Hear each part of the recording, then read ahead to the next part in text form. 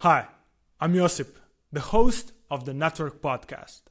I'm an ex-petroleum engineer, software developer, and security researcher.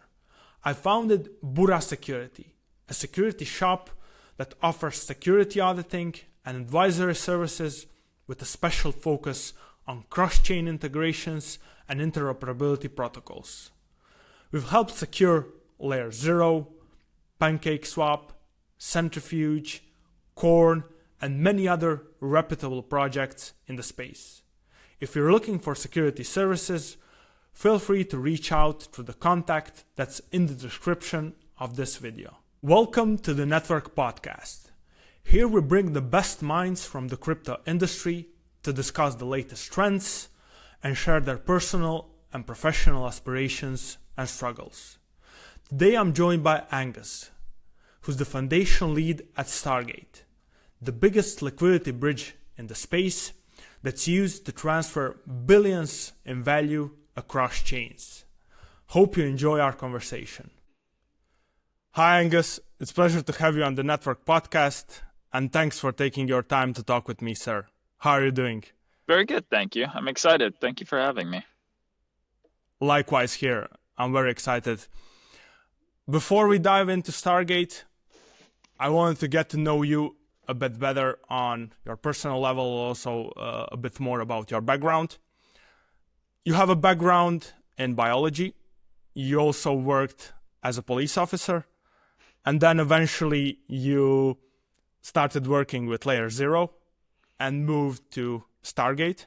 Yep. And today you're the foundation lead in Stargate, which is the biggest liquidity bridge in the space, and it must be a super stressful and important role. Can you tell us how did you combine all of these disciplines and then finally end up in crypto? Yeah, I don't know what the clear path is. I haven't figured out my story or my arc of how I got here. But I think one thing that I've always kind of sought in my life is the ability to learn from really smart people. And so, as you pointed out, my background is in biology because that is what I found fascinating, especially at the time that I was kind of deciding my career path or my study path. I think there was a lot of very interesting things happening in biology. There were some interesting things happening in my life that made me very, very interested in it. And I just felt like, yeah, at the time it was like a frontier place of technology and research, and I got a good opportunity to go to a very good university and learn from some of the smartest people in the world, which was very difficult to turn down. Um, the transition from biology to crypto has no good story. I just was bored during COVID, as many people were, and was online a lot, and kind of found my way into crypto. And for the first time in a long time, I kind of pursued biology for probably 6 or 7 years. And by the end of my master's degree, had like gotten to the end of a lot of the research that existed in the things that I was looking at around kind of human physiology, and was looking to kind of go 0 to 1 in something else. I guess you could say I was like reaching not a plateau, but I was a little bit bored of like the kind of niche that I was in. And so when I found crypto for the first time in a long time, it felt like something that I knew very, very little about, but there was so much to know. And it also is an industry, as we all know, that iterates so fast that there was always going to be more information. And so, yeah, I really sunk my teeth into it kind of during last cycle, and spent a lot of time just researching and reading white papers and playing around with different protocols. And towards the end of last cycle, as kind of the market cooled off, I really wanted to join somewhere that felt like it was pushing the frontier of crypto and like really building something important that could change the world. And I eventually ended up getting introduced to Layer 0. And speaking to the team there was just like immediately felt like they were very aligned with that vision. They always want to solve hard problems and push the frontier of what people are doing. And I was very, very aligned with their vision. And so I ended up joining them, I think 3 years ago. And at the time, spent a lot of time kind of as a contributor to Stargate. And as Stargate grew, in terms of its network, in terms of its partnerships, and the DAO became more mature. There was a need for the kind of Stargate Foundation to play a larger role, and so I ended up leaving Layer Zero to move over to the Stargate Foundation, and then have since kind of grown out the team here to support the DAO, the token holders, and the protocol. Cool story. Did you ever feel like when you started with crypto that all those years at the university studying biology, networking with people in this circle, that it's a wasted time, right? Because now you're going into something completely new. Not really. I mean, again, the one thing I care most about is just being able to learn, and being able to yeah, be around smart people who I can learn from in kind of like a business context, but then also like being able to research and feel like I'm working on something that is kind of new and novel and exciting. And I felt that around biology with a lot of the things that I was working on, and I feel that about crypto today. I never really feel like it's kind of time wasted if I feel like I'm learning something, and so I yeah, I've never really thought that that time was wasted. I also will very likely eventually go back into biology. And so I think there's like a beautiful love story to be had in maybe 10, 15, 20 years of like all of my crypto knowledge and my biology knowledge coming together to create something. For my master's degree, quite a few years ago now in 2019, 2020, I wrote my dissertation on the ability to put basically like data health records into an NFT on the blockchain and have people have their all of their data health records on an immutable ledger. And at the time, it was very, very early in crypto. I think if I rewrote it today, it would be very different to the conclusions that I made back in those days, which was only 5 or 6 years ago. But I think if I again were to rewrite that in 5 or 6 years from now, the answers would look completely different. And I think eventually there's probably a world where I'm interested in marrying the two disciplines that I've spent a lot of time on. Okay. I mean, really interesting story, and yeah, you never know where life is going to take you. So Yeah. definitely. We'll touch upon some of the personal thoughts and just some of the sentiment you share on Twitter later on in the podcast. Now I want to talk a bit about Stargate, which is the main theme of the interview. Can you give us a rundown of how Stargate V1 started, Yep. and then what improvements were made with Stargate V2? Yes, definitely. So Stargate V1, if you think back to last cycle, it was the first time that there was kind of an acceptance that there may be more than one chain. There were a lot of execution environments that were spinning up. Primarily, this started between Ethereum and BSC. I think Binance Smart Chain was kind of the first chain that popped up that actually got usage and had a lot of the Binance ecosystem. And again, for the first time, there was like interest in moving to a different execution environment.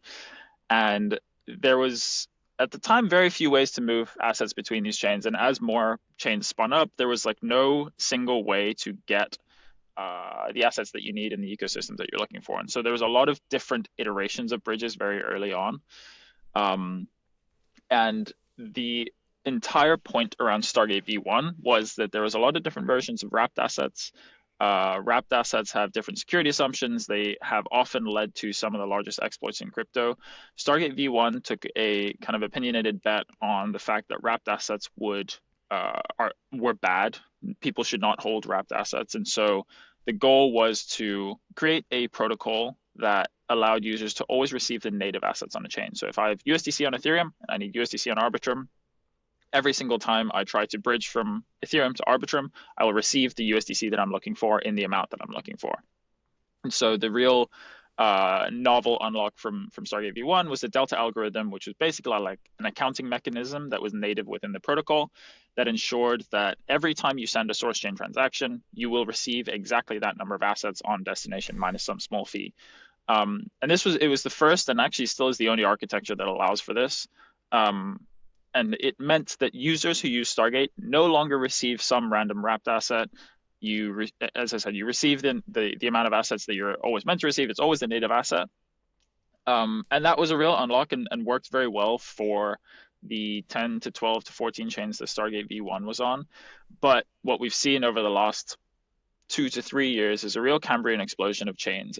And with that, the proliferation of wrapped assets or some bridged version of assets. And Stargate V1 as a model was never built to scale to 50, 100, 200 chains. It wasn't capitally efficient enough to allow it to do so. And also the kind of bet that it took that native assets would take over or that people would care about holding native assets was not true. We know that Circle today I think they're on maybe 20 chains. Tether is also on a similar number. But the expansion is very slow and is certainly slower than the number of chains that are popping up. And so what became true was that wrapped assets were going to exist. And with Stargate V2, one of the most important things, or one of the most important bets that we took was that if wrapped assets are going to continue to exist, or bridged assets, then there needs to be a standardized way of deploying these assets across different ecosystems. And so one of the biggest unlocks from Stargate V2 has been our kind of bridging as a service product, which we've called Hydra, which is this ability for Stargate to launch day one into a new ecosystem, to deploy the canonical assets to that ecosystem, and for users now to be able to bridge an unlimited amount of size from any of the source chains that Stargate is on into these new ecosystems.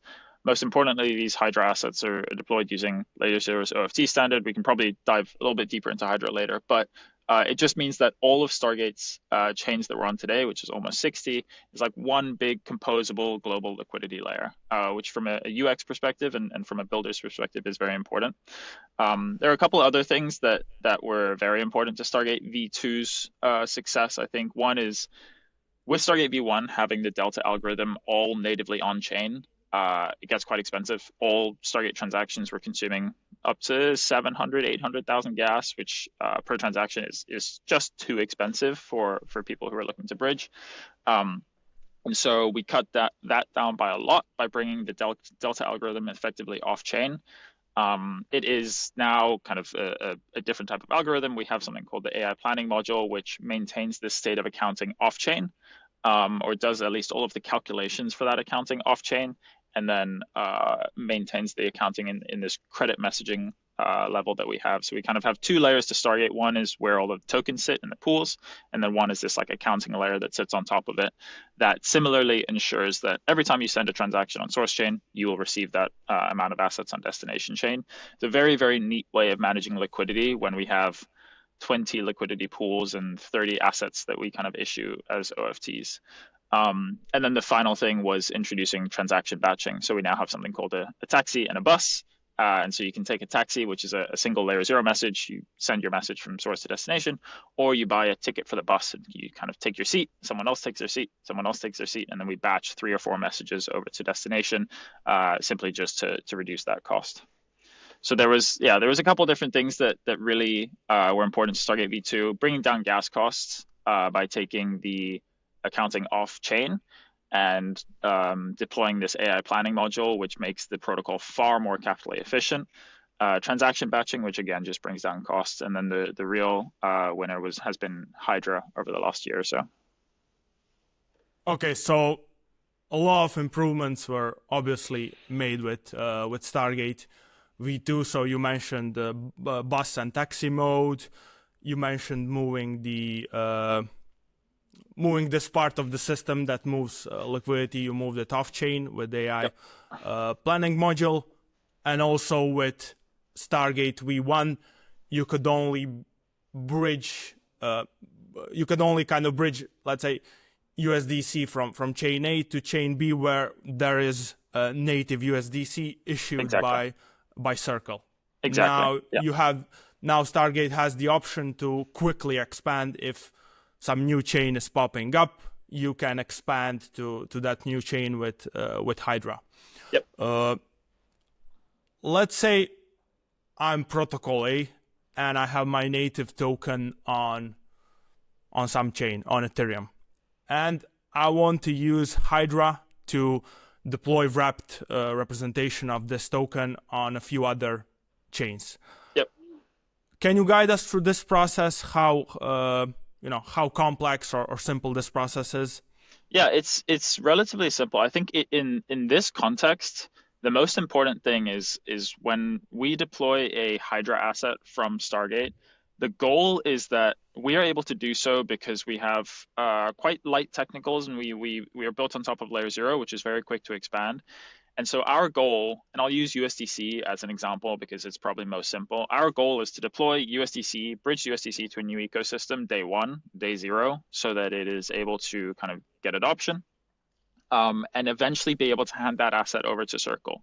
So we deploy the bridge USDC asset out of the Circle repo. It's kind of compliant with their requirements.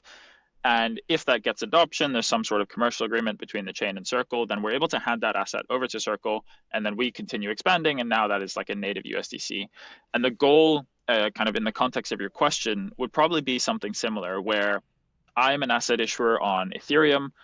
I want to make sure that I'm kind of capturing the value of some of the other ecosystems that are popping up. Maybe, Katana's a brand new ecosystem, very exciting. I want to make sure that I have a chance of kind of winning the liquidity over there, but I don't have the tech knowledge of how to get there, or maybe I have like a long-winded regulatory approval process to deploy onto a new chain.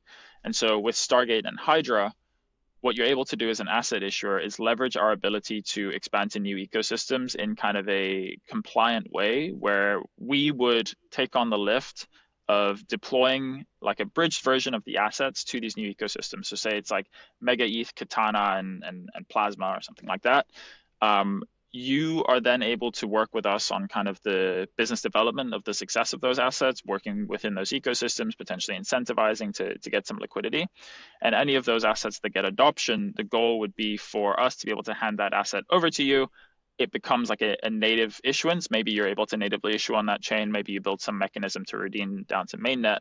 But we are able to, again, kind of hand that over and rip it away from the Hydra protocol. And then the Hydra protocol kind of continues expanding. And so actually really ties in quite well with the original like Hydra monster of, it has 5 heads, these 5 new ecosystems. You cut one off because it's successful. You hand it over to the asset issuer themselves, and then another head grows and another head grows, and there will always be like more ecosystems to try out. And I think from a distribution perspective, this is critical to any asset issuer. If they want to ensure that they are kind of leveraging the growth of crypto, the Cambrian explosion of chains, having an ability to be on chains day 1 is just absolutely critical to their expansion. Okay, so the assumption here is that this representation of their native token will be socially accepted as their token on these new chains. Yeah, exactly. And I think it's important to consider that our goal is not for Stargate to deploy like a Stargate version that takes over like some official version. It is always like we kind of have 3 C's for Hydra. One is they're composable, as I said, which means you can kind of access them across all of the chains that we're deployed on. One is that they're compliant, which means they kind of comply with the bridge standards of these assets. And so, for example, like the bridge USDC standard. And the final thing is that they are canonical, which means like it is the representation of that chain that should be getting adoption. Like we've only ever deployed USDC to an ecosystem where that USDC is the version that the entire ecosystem is using. We're not interested in deploying to an ecosystem where there are 4 or 5 competing USDCs. There's like liquidity fragmentation that completely defeats the purpose of Hydra.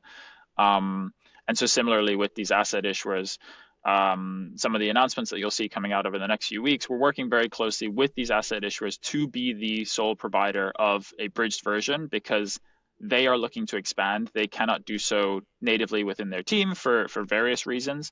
We are able to help them do that. And it is very much like the accepted representation of a bridged asset and like part of their expansion strategy. Mm-hmm. You've been active in this interoperability space for a few years now, and you're working with a lot of teams. Today, are most teams considering from day 1 to have their token represented on multiple chains? And have you seen this changing throughout the years? Like, how was it in 2023 compared to today? How are teams looking at? You're in the interop space, and for you it's obvious, but I guess still some teams just want to lock into a single ecosystem. I would say that was definitely true a year ago. Definitely 2 years ago, maybe a year ago, that teams are just happy for their native asset to live on their home chain. That is not true anymore. That every single team that we speak to, and this is both at the application level and the chain level, so like a chain's native gas token, as well as like an application's native token. All of these tokens have an interop strategy. Every single one, to be honest, is looking to, if not be interoperable from day one, to be interoperable very, very soon into their deployment. And so usually this happens because a team, even if you look at something like Pendle, yesterday Pendle announced that they're bringing their OFT, I think it was over to Hyper EVM, because they've deployed the protocol over there. They might need to deploy incentives using their token. And so bridging it there as an OFT is very important to actually be able to use it. Or deploying some liquidity strategy on a new DEX where there's kind of opportunity to do so. And I think something that we've seen very, very prominently over the last 2 months is that teams, obviously when you launch your token, you want some attention around it, and something that has become quite popular is to kind of have like a day one Stargate listing. And so to have your OFT available on Stargate day one to basically provide some utility, allow your users to do something with the token. And even if that's bring it over to a different trading venue, you may issue it on Ethereum, but some users want to kind of have it on Base or Arbitrum because it's cheaper to trade there. Being able to bridge day one on Stargate has become very, very popular over the last particularly 2 months. Like we probably add between 10 and 20 OFTs to the Stargate front end every single week. Last week, or over the last 2 weeks, we've had 15 of those be day one listings. So the day that the token goes live, they need that OFT live on Stargate, which is really fun to kind of coordinate with these teams and be a part of that excitement day in and day out. And then something that I think is very interesting and really speaks to the success of OFTs as a token standard is more recently some of these alternative L1s or L2s, when they are launching their native gas token or like the L1 token, they actually need the OFT standard to bring that token to, for example, Ethereum or Binance Smart Chain in order to get support from some of the major exchanges. And so I've seen instances of like when an L1 goes live, they actually need to bridge their token as an OFT in pretty significant size, like millions and tens of millions of dollars over to get it into, for example, Coinbase or into Binance, because they want the liquidity on mainnet. And they're using the OFT standard to do so. And that's become a real big thing over again, like the last 3 to 6 months. Okay, so you're not the only technology provider, you also provide business support, compliance support, and that separates you perhaps from some of the competitors. And is that a fair assessment? Yeah, I mean, I don't know how much we provide compliance support. I certainly wouldn't advertise that we provide compliance support, but as I always say, like, we have now been through this process hundreds of times. We've helped hundreds of teams go live with their token. We've seen all the things that can go wrong, all the things that can go right. We have such a clean process internally for getting these things right and getting them live at the right time, getting comms out at the right time, that we just have like a lot of expertise around launches and listings. And so that happens for asset issuers, again, with like OFTs that need to be live day one, but it's also true of L1s. So far in 2025, or if I like took the last 12 months, we've been part of 35 to 40 chain launches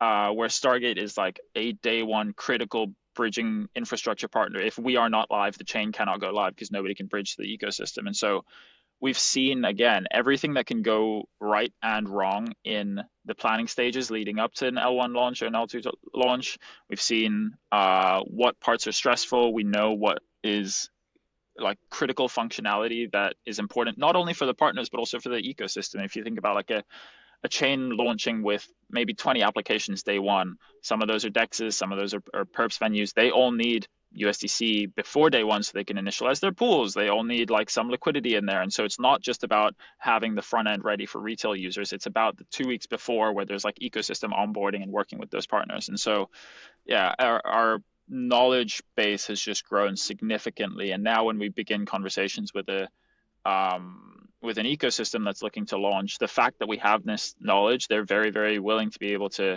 kind of hand over everything to Stargate. And, you know, we come with all of these examples and case studies and effectively expertise. And I think a lot of teams feel quite comfortable working with Stargate because we have this, and they're quite willing to say like, oh, you know, we're thinking about this for bridging and this for interop. But if you guys have that, like if you know more than we do, which we do given our experience, then they're very willing to kind of let us help them with that strategy. Right. You've been very successful, definitely. Thank you. And so this unified liquidity approach and this architecture that you have, it may seem obvious now, right? If some team is looking at it. Yet no other team cracked this first. Would you say that others lacked vision or execution?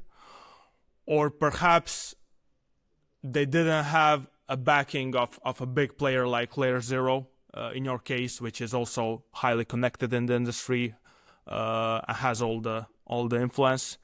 Would you say that like a less dominated team, a less connected team, wherever dominate like Stargate? Have other teams tried to do the same? There have been other teams that tried to do similar things, and I mean nobody has built an architecture quite like Stargate's. I honestly think that what has been most important for Stargate's success is a very, very well thought through architecture and like basically a big swing or an opinionated bet. Because again, even today, and I actually tweeted this yesterday, people still talk about the fact that like wrapped assets are bad and bridged assets are bad and we should only use native assets, but it's just not, it's not possible. In the world that we exist today, there needs to be a solution like Stargate. And we took that opinionated bet that we were going to build the best system for this to happen. And we have been able to communicate that to market. And I think what has really been most important in being able to effectively sell that vision to the market is the trust that Stargate and the underlying Layer Zero protocol has been able to generate. And that is in some ways because of obviously like people knowing the brand, but I think before that, in order for people to know the brand, they have to trust it and they have to know that it is legitimate. And that comes from like architectural or technical decisions around how the protocol is architected or how it is deployed. Because there have been other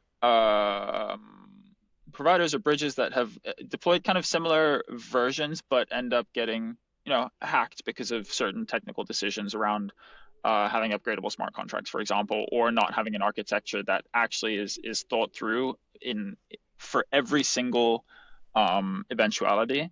And so I think the more, it's basically like Lindy effect, right? The longer that Stargate has been around, the longer the more value that we've transferred without losing any money, the more trust that we get, the more positive experiences that different ecosystems get, the more like word of mouth spreads. And so I think it is all kind of a positive flywheel in and of its own. Of Stargate's success makes it more successful because it works and because of the technical decisions that we have made, which do create trade-offs, but were so like fundamentally debated for so long.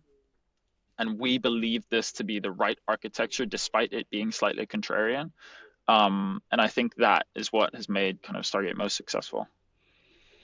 Okay. You touched upon some of the architectural decisions that you made, and this is not going with upgradable smart contracts. This has been the core ethos of Layer Zero and Stargate. I'm a security researcher. I audited Layer Zero V2, spent a lot of time auditing a lot of cross-chain integrations, and I can say with certainty that if you wire an app through Layer Zero, if you configure the send receive libraries, configure the executor, configure the DVS, there isn't anything that the layer 0 team can do to censor your transaction or to change your configuration. So this is indeed true. On the other hand, it's hard to build like this. A lot of other teams, a lot of other messaging protocols in the space, I won't name them, they go along with upgradable smart contracts. Since it's easier to build, you can just push some change if something happens. Why do you go along with this approach? We do it, and I'll kind of use we as a collective. I mean, I used to be at Layer Zero, and again, have kind of debated this a lot. And Brian, co-founder and CEO of Layer Zero, has also spoken about this a lot. We believe that it is fundamentally the right approach, and I also think that the market or the or like time has shown that it is the right approach. It is a lot better, in my opinion, to spend more time debating and working on architecture before launch to know that what you're building is the absolute best. And so I cannot tell you how much time we spent scrutinizing the architecture and the literal line by line code base of Stargate V2 before we launched it. Like we had a finalized version of Stargate V2 and then spent weeks scrutinizing every single line of code and debating every single decision that we had made to come to what we think is ground truth for the absolute best protocol that we can launch. And then we launched it. And I think two things. One, that is the right way to build. And two, when you are building infrastructure that is as important as Layer Zero and as important as Stargate and particularly Hydra, it is absolutely crucial that the trust assumptions that you are launching with do not change. Because, and again, like this isn't really an opinion anymore. It has just become fact within the industry. Having critical infrastructure like bridges be upgradable is just has gone wrong so many times and has caused users and ecosystems to completely die out. And it just feels unacceptable that that is still the case. And I think, I mean, you audited Layer 0 V2 and Layer 0 V1 was similar. You can make design decisions that mean you can keep up to date with technology. And so like, for example, in Layer 0 V2, you can add a new DVN that uses the latest ZK technology when it's ready in 1, 2, 3, 4, 5 years. You can add those in as kind of like security configurations. But the underlying rails, the underlying infrastructure, the underlying message libraries should not be able to be rugged out from underneath you, because you as an application developer should be in absolute control of the security of your application, as is always the case. And I mean, this is just like, this is the ethos that we were always building for. This is also how kind of Ethereum is built. And it feels remarkable to me or to us that it is acceptable that one protocol could hold like the upgrade keys to what is effectively all other ecosystems. And I think Stargate sometimes or Hydra sometimes has the criticism of being like, it is very, very important infrastructure in DeFi today. Like we canonically power over 30 chains and will continue to power more. And if one multisig held the upgrade keys to that sort of level of kind of like contagion, I think it would be incredibly dangerous. And so I think using immutable smart contracts was just such a non-starter, it's such a non-question for us. We just believe it is fundamentally the right way to be building, and honestly the only way to be building. Right. The security community would approve this approach of building immutable contracts and just taking your time with the architecture, thinking through it, thinking and debating, and also like I'm not sure how many times Layer 0 V2 was audited, but Stargate V2 we had I think we got 5 separate audits across like multiple iterations of 5 separate audits.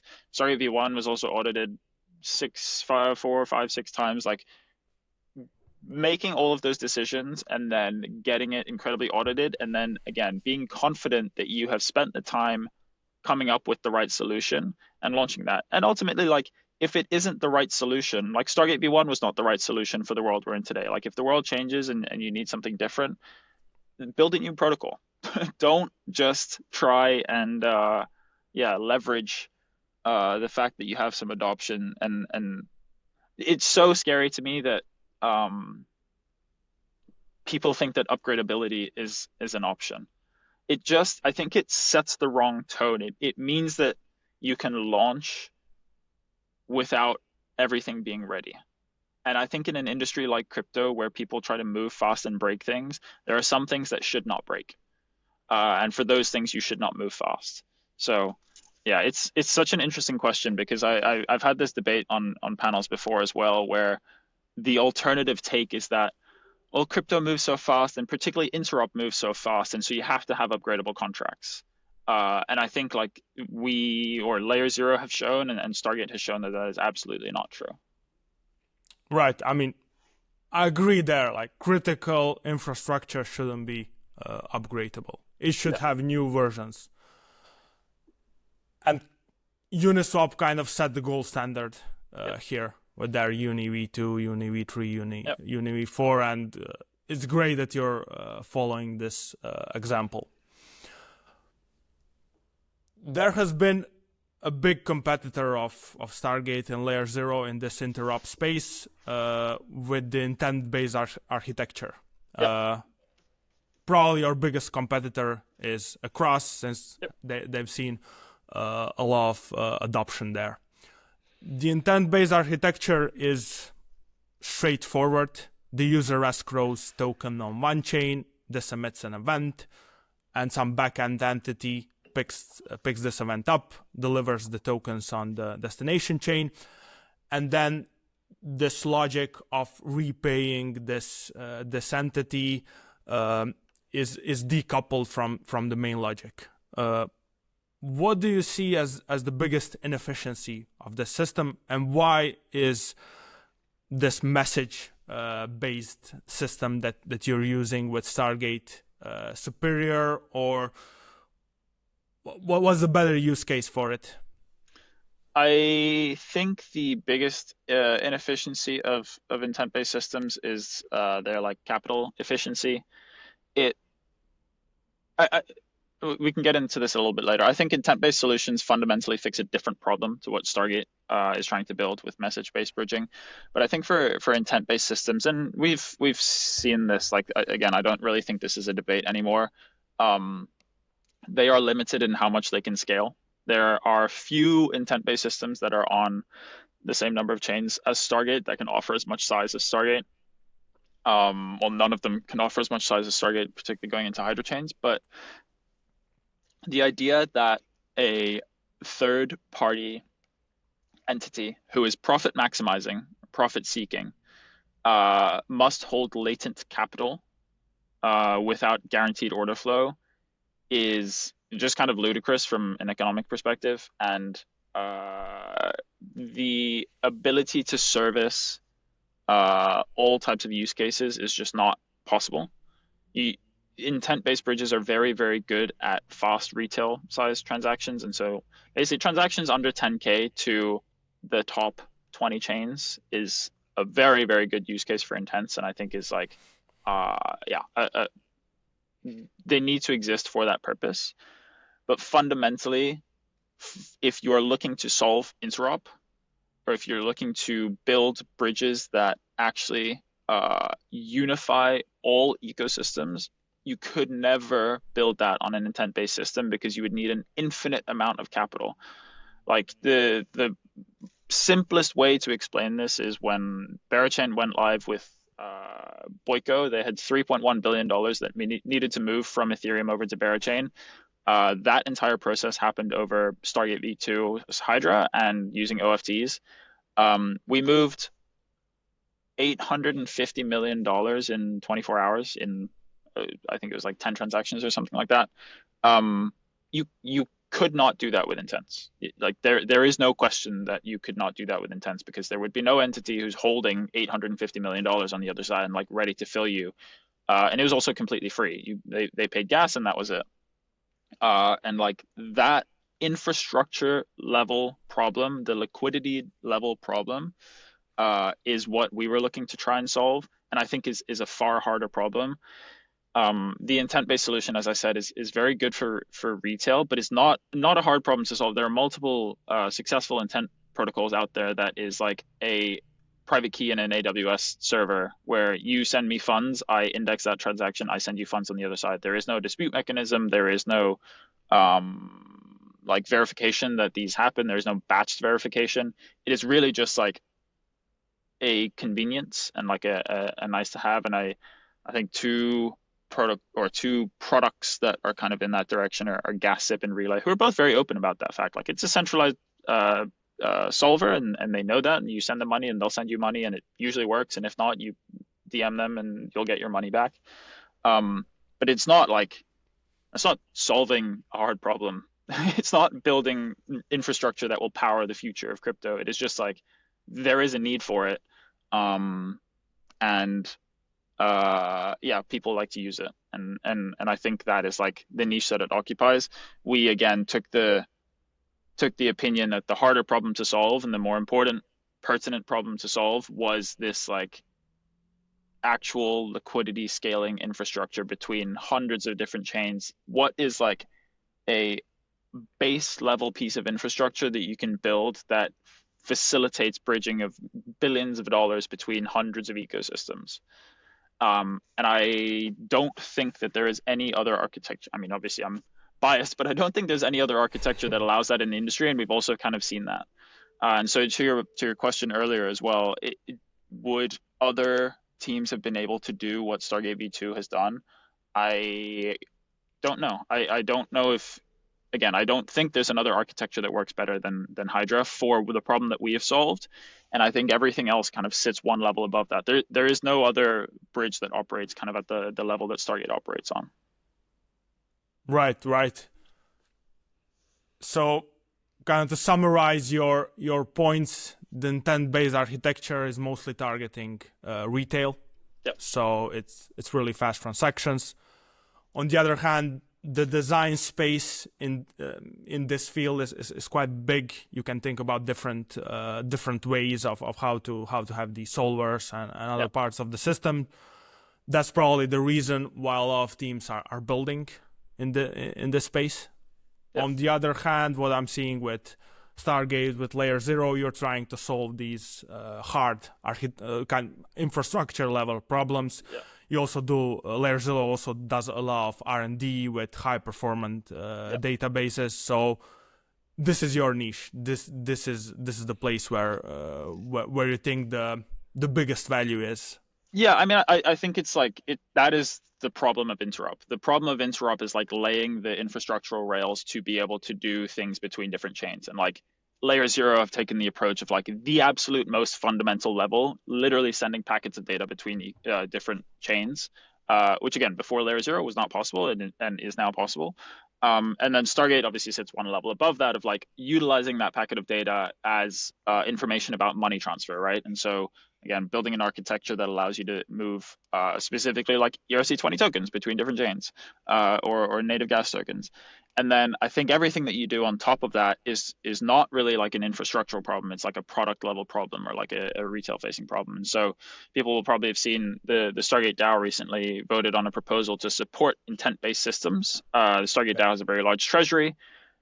As I said, the biggest problem that intent-based systems face is capital efficiency and like having enough capital to service order flow or being able to like cycle capital quick enough. And so Stargate now sits in a very, very, very unique position where we effectively own all of the liquidity rails between these ecosystems and can leverage an intent-based system to kind of capture some of that order flow that we may have been missing out on, like the retail order flow, those that are looking for slightly faster transactions, with capital that Stargate already has, but with the advantage of using our own liquidity rails for balancing. And so like it's no secret today that some of the more successful intent-based bridges, something like Relay, the Relay solver uses Stargate 10 to 20 to 30 times a day to do their Uh-huh. balancing. And so a Stargate run solver that is able to use our own protocol for free to rebalance, I think is very, very powerful. And so, yeah, looking forward to seeing how that solution goes. Likewise, I've seen the proposal on your DAO. Yeah. Again, looking forward to see how this kind of entangles. Let's just talk a bit about security at Stargate. Can you describe for our listeners who might not be familiar what a DVN is and how many DVNs is Stargate running? Since this is part of the architecture that's often scrutinized, especially by your competitors. Yeah, so DVN stands for Decentralized Verifier Network. It is effectively like every application that's built on top of Layer 0, called an OAP, Omnichain application, is able to set their own security configurations. Nobody else is able to change that, as we were talking about earlier. Stargate uses 2 DVNs. We, as a Stargate Foundation, run a DVN on behalf of the Stargate DAO, which verifies every single message between different chains. So the quick TLDR for those who don't know, if I'm sending money from Arbitrum to Optimism, I will submit my Arbitrum transaction. It will be committed to the L2. On the destination chain, the Stargate DVN will effectively verify that that transaction has happened on Arbitrum and submit a transaction to Optimism saying, Angus has submitted 100 USDC on Arbitrum. I can verify that that happens. And so the Stargate DVN will say that on destination. We also use Nethermind as a required DVN, and so the Nethermind DVN will also say on destination, like I can also say that Angus has submitted $100 on Arbitrum. Those two signatures effectively come together to be able to allow the message to be verified and executed on destination chain. And so DVNs play a very, very important role in message-based bridging. They basically allow messages to be executed, or DVNs have to verify before the message can be executed on a destination. So as I say, Stargate uses a 2 of 2 required right now, Stargate DVN and Nethermind DVN. We actually recently just added a third DVN on a particular pathway. So we've now added the predicate DVN, or about to add the predicate DVN on Plume, because Plume are looking to have slightly higher security assumptions. The predicate DVN is an extra context DVN that is able to check for effectively kind of sanctioned addresses and things like that. They're very much pushing into the RWA narrative. It's one of the coolest things about being built on top of Layer 0 V2 is like one of the chains that we support needs this extra requirement, and so you need to have like custom configurations to and from that chain, and we're able to do that incredibly easily on top of Layer 0 V2 as an application built on top of that. So yeah, DVNs are absolutely critical to the functioning of Stargate and the functioning of kind of any applications built on top of Layer 0. And yeah, at the moment we're leveraging Stargate's DVN and Nethermind's DVN. Okay, so 2 DVNs, the threshold is 2 out of 2. Yep. How many signers are in the Stargate DVN? Like it's a multi-signature. There are... It doesn't quite work like it's not a it's not signers on a multisig. There is like a threshold within the DVN before a signature is kind of signed or a message is verified. And so again, any team who's running a DVN is able to set up whatever like threshold or quorum they want. And so, for example, on Ethereum, the Stargate DVN leverages, I can't remember exactly how many RPCs, but like many different RPCs, both public and private, waits for some quorum or threshold around those before actually submitting the verification. And that is true across all of the chains that we operate on. And so rather than like signers on a multi-sig, it's more kind of like quorum or threshold around what actual chain state is like. Okay, makes sense. Let's switch to slightly softer topics, move away from engineering, DVNs. Shame. And So much fun to talk about engineering around Stargate. It's fun. Yeah. In one of your tweets, you mentioned that one should always maximize for learning. Yes. Because time is a very scarce resource. What does learning mean to you And how do you learn when it comes to engineering, to problem solving versus softer skills like leading people, motivating people, and so on? Funny enough, I think I probably do both in the same way. Yeah, maybe that's not true. I really like spending time around people who are far smarter than me, which is not very difficult in this industry. And the reason is like again, I have a real appetite for learning, and I am not afraid to kind of ask questions when I don't understand things. Um, and so from like an engineering or architectural perspective, sitting in a room and debating an architecture is like one of my favorite things to do. And when that gets down into like the nitty gritty details of code, like I don't come from a software engineering background. I didn't like uh professionally or in any way like learn Solidity. I've just learned how to interpret it because I sit and stare at it a lot because it's something I don't understand and I really want to understand it. And so like when I was first getting into the industry, I would just like read through code bases and have no idea how it works, but I would like play around on Etherscan and like try submit my own transactions and things like that. And so I think for both like engineering and more like non-tangible skills, spending time around smart people, asking questions and like really like picking up that advice. And I spend a lot of time kind of like writing about that or like taking notes. I have thousands and thousands and thousands of words in my own personal notion of just things that I learn every day. I have literally a tab open all the time called learnings, and it is just like hundreds of thousands of words of things that I've learned, and I'll like read through them once in a while. Um, and then on the more like tangible side, like particularly around engineering, I often will just kind of like sit late into the night after work and like play around with things and like a bit of trial and error. So it's mostly, if I'm understanding, it's mostly learning from practice. So Yes. you're not going to pick up a book and read through it, but you're going to just try out things. I suppose you're the type of person when you first started with crypto, you probably installed the MetaMask, just started sending transactions, just starting to practice there. Yeah. And yeah, definitely this is I think a path most people should take. But if you're coming from a traditional school system, usually you will do the opposite. You will start off with a bunch of tutorials, with a bunch of books, which is in most cases suboptimal.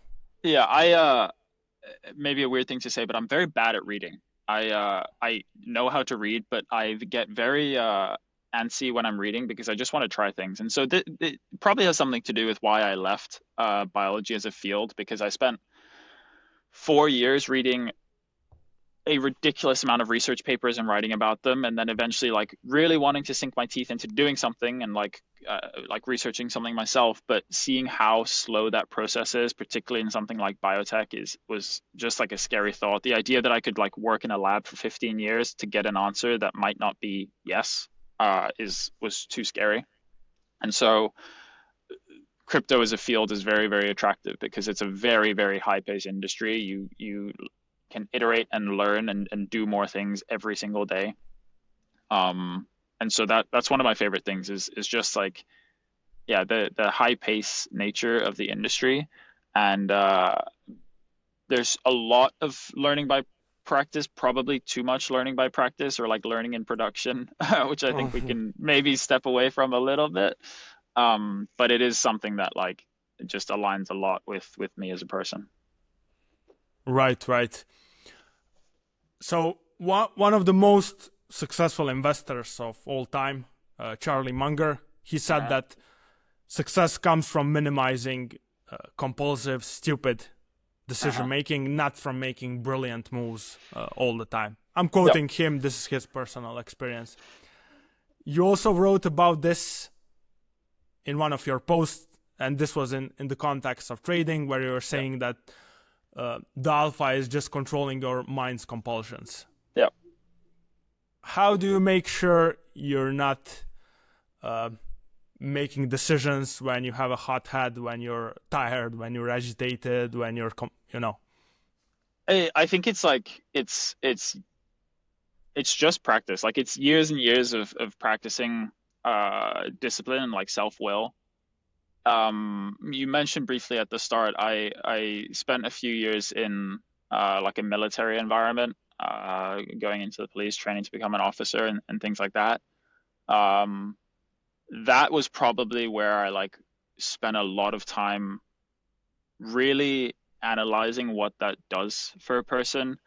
I think like yeah, my tweet was probably in relation to trading, which is like not all that interesting, but I think trading is like 95% emotions. I think it's all human psychology and like understanding the other humans around you, but also literally being able to control your own compulsions of like it, having a system that you trust and not being emotional around it and not like revenge trading and doing all these things. It is so fascinating and really quite sad to read like people's takes on Twitter around trading of like revenge trading or like thinking they were going to make it and then getting rugged. And it's like I actually have a very hot take around this that maybe we can get into on another podcast. I think like the people seeking more and more financial alpha will be like the downfall of society and capitalism. But anyway, we can get into that later. I think it's very very important in every uh, scenario, particularly like at work or in a business setting, or particularly when you're a leader, to be able to have due scrutiny on every single decision that you're making. And to your point, like not having a hot head ever, not allowing yourself to be emotional about decisions because again every decision that I make on a day-to-day basis at work is in order to like ensure that Stargate is successful as possible. And if I allow like personal issues or like my hot head or a bad day to influence decisions that I'm making that like change the course of Stargate, I think that is like fundamentally one of the worst things you could do for a business. And so it really is just like practice to learn how you best operate and how you best can have like discipline to make sure that your decisions are that you're considering the right things for your decisions. Okay, can you speak to how do you organize your day? Do you have like a strict schedule, and do you have deep work sessions at a particular time in the day? You mentioned in the evening you just like to learn by practice, just Yep. picking something up that you're interested in and trying stuff. How do you organize your day? Yeah, it has definitely changed as I have grown. My role has changed. The team has grown. I think early on when I was kind of like newer into the industry, it was a lot of um, trying to. I mean, it was mostly like 9 to 5 was doing my job and doing the responsibilities that I had, and then as kind of some of that tailed off towards the end of the day, it was a lot of learning by practice and just like throughout crypto's a very we're kind of lucky to work in this industry where you're exposed to a lot of information and like if you have a real bank of things to read after work or like things to try protocols to try podcasts to watch, if you create like a very healthy bank for yourself, then like yeah you could spend 4 or 5 hours at the end of every day listening to an extra podcast or like trying to deploy a token or like walking through some tutorial. And I definitely did that for the first certainly year, maybe year or two of like having all of these things in my backlog of things that I knew that I wanted to try and learn and see whether it was interesting and like understand how it could like impact my job. And then more recently, particularly as our team has grown, the team at Stargate now is kind of 20 or so people. So a lot of my day is filled with um, internal and external meetings, helping kind of make decisions around the strategy of the business and also like some of the day-to-day decisions, scaling the team, like making sure that we're growing effectively. Um, and it has meant that a lot of my actual work gets pushed kind of into the evenings when maybe others have logged off or like time zones have shifted, and so a lot of the team is asleep. And so I would say these days, like the majority of my uh, like normal working day, kind of 9 to 6, 9 to 7, is yeah spending time in meetings, follow up some meetings, like helping the team kind of do a lot of our day-to-day business, and then a lot of my more like strategic or like higher level work falls kind of in the evening. And so much later into the evening, I spend a lot of time like writing or dealing with more kind of like high level things, dealing with some of our larger partners, and some people on other time zones. So I would say my deep work now falls kind of late into the evening. Luckily, I'm quite a night owl and like to stay up quite late, so I do a lot of it when nobody else is around. Right, right. It sounds like you're driven by curiosity, and then on the other hand, you're not rushing things.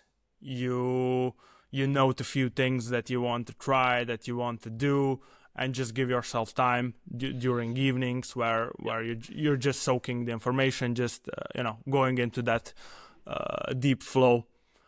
I think all of us need one part of the day. For some, it can be mornings. For some, it's evenings where you're just getting in the flow. Where it can be challenging, but with kind of patience and just knowing that this is not wasted time, even if you're just exploring something new, it's highly beneficial. Give me one TV series, book, or a movie everyone should watch.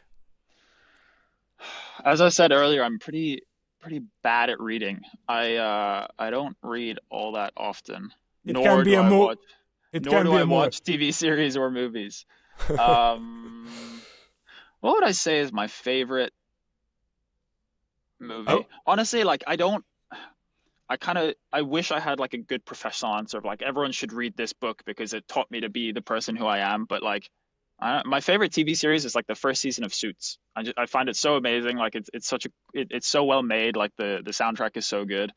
I would recommend that people find a movie that lets them unplug. Ultimately, like movies, TV shows, and books are meant to allow you to like unplug from what your day to day is. I know a lot of people read these kind of like self help books, and I've also fallen victim to that in various times in my life. But I think like leverage those opportunities and those moments. Often you're watching movies with a friend or a partner. Like leverage those moments to actually unplug and watch something that you're interested in. And so I'm gonna ignore your question and say that everyone should like find a sport that they're really passionate about and watch a lot of sport because that's the one thing I do watch. okay, cool. So there isn't a thing that made you cry, like a movie like Titanic or something, no? There's nothing, no movie, TV show, or book has changed my life or made me the person that I am, unfortunately. Okay, okay, that's fair. We're almost at the end of this interview, and I want to wrap this up with two choice questions. Okay. I'm going to give you two choices, and you just need to pick one. It's very simple. I'm Are you ready. ready? Yeah. Okay. Ethereum or Bitcoin? Bitcoin. Bitcoin. Okay, that's interesting. Messi or Ronaldo? Ronaldo. Ronaldo. Wow. I wasn't expecting that one. That one's hard. I care a lot about football. I've played a lot of football and still watch a lot of football. And have had this debate many times. I think, am I allowed to justify my choices? Because this is controversial. Of course. Ronaldo historically has been more of a big game player. I think like Messi carries the team more, but in moments of where it matters, Ronaldo I think has been better over time, and is a more entertaining player. So I will controversially say Ronaldo. Okay. Then I have to ask on another topic. I'm from Croatia. Okay. And Modric is a big celebrity here. Yeah. And what's your opinion? Is he one of the best midfielders of Absolutely. all time? Yeah, Right. I am a midfielder myself. All of my favorite football players ever have been midfielders. I think Modric is absolutely like one of the best ever to play his position. And like I think he's been recognized for that as well. I mean, even Ronaldo would not have been the player that he was without Modric sitting behind him. So, yeah, I agree. Modric is a wonderful player. I'm glad he existed. Okay, let's go to another question. Mountains or the beach? The beach. I love warm weather, so always the beach. Okay. A cross or the bridge? Next question. Next. Stargate, right? Stargate. Okay. Biology or tech?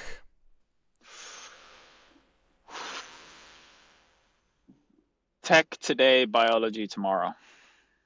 Okay, cool. Espresso or coffee with milk? Coffee with milk. I have not graduated to espressos yet, sadly. Okay, okay.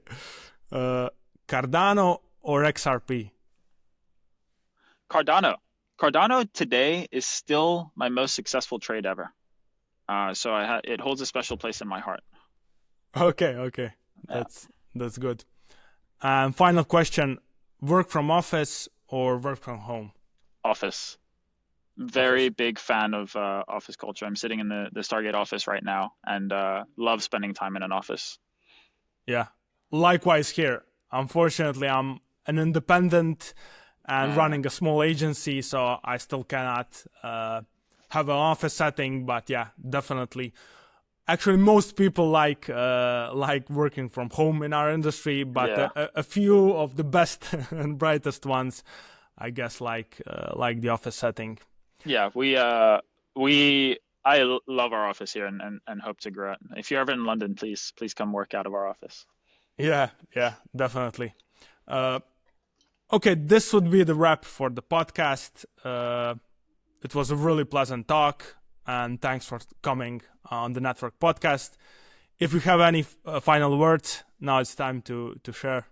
No, just thank you for having me. I know you and I have chatted a lot in DMs over the last year, and we very much appreciate you as a security researcher in the Layer Zero and Stargate ecosystem. So please keep doing what you're doing. It's been nice to chat.